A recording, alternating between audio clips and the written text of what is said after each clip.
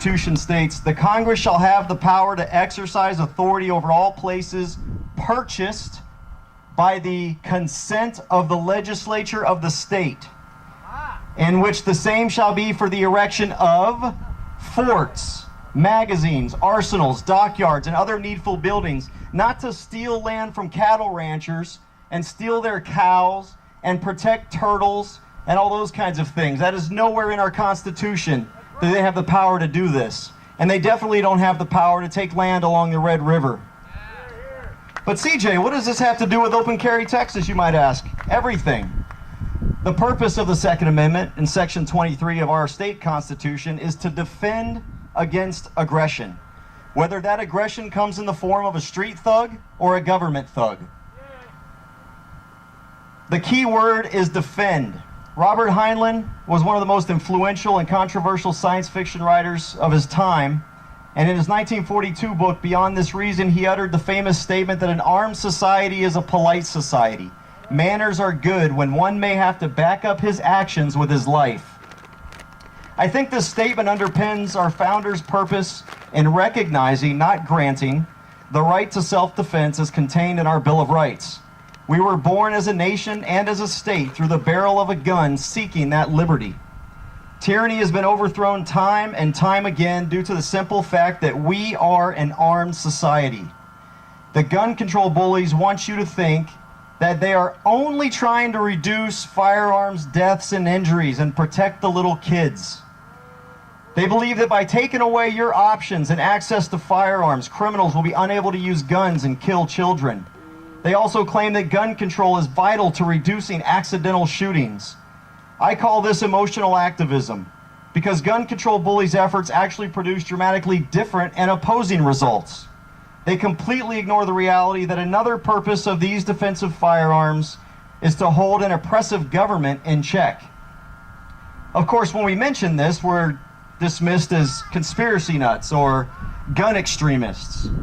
They say, our government isn't coming to take your guns. No one's planning a dictatorship. To this I respond, that's because we have firearms. The reason they aren't happening is because the American people are so well armed, and one only need to look at our history to see that this isn't a new or even novel concept. In 1945, World War II veterans took up arms to repel corruption, violence, and tyranny in the town of Athens, Tennessee. With their firearms, these veterans secured the ballot boxes and took the crooked police officers and politicians into custody. Not a single person was charged with a crime.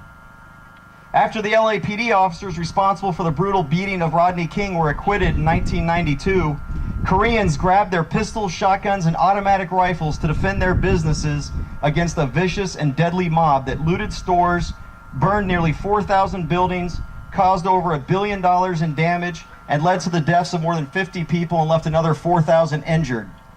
These Koreans who took up arms were not among them. Had the riots happened only a few years later, thanks to Bill Clinton, these store owners would have been unable to defend themselves because their assault weapons ban, and they would have added to that tally. And then lastly, just a few months ago, lawfully armed Americans took up arms to defend cattle rancher Clive Bundy from the oppressive and unconstitutional actions of the Bureau of Land Management.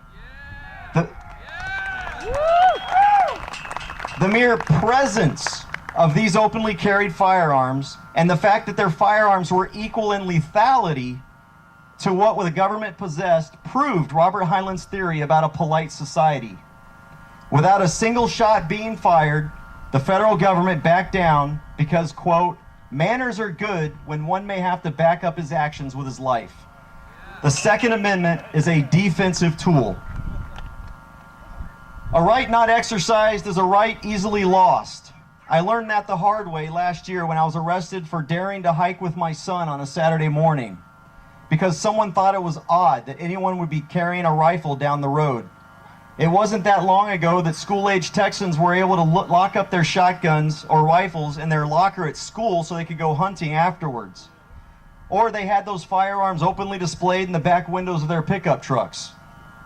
In other words, by not exercising our rights to openly carry over the past few decades, we've allowed our legislature to continue infringing on that right to open carry because it just wasn't something they thought we cared about. But we do care. We changed that. Texans care, and there are over 18,000 of us and growing every single day around the state, ensuring that our rights are not taken away from us, whether they're gun rights or property rights.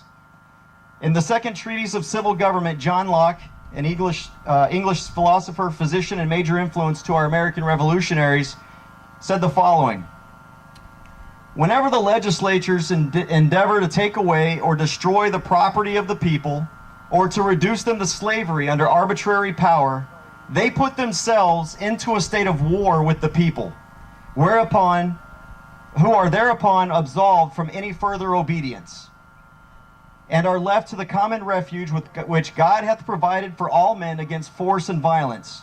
Whensoever therefore the legislature shall transgress this fundamental rule of society, and either by ambition, fear, folly, or corruption endeavor to grasp themselves, or put into the hands of another an absolute power over our lives, liberties, and the estates of our people, by this breach of trust, they forfeit the power the people put into their hands for quite contrary ends, and it devolves back to the people, who have a right to resume their original liberty.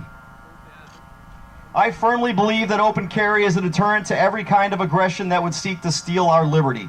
I'd rather not lose that liberty in the first place than have to fight to regain it. Make your voice heard. If you haven't contacted your state legislators about legalizing open carry, you have no one to blame but you. There are several groups here represented. Join them. Go out with them. Walk with them. Even if you can't carry a firearm, go with them and walk with them with a flag or show solidarity. Thank you very much for the opportunity to be here. Thank you for coming out and showing the government that we are an armed society and we prefer to be a polite society. Thank you.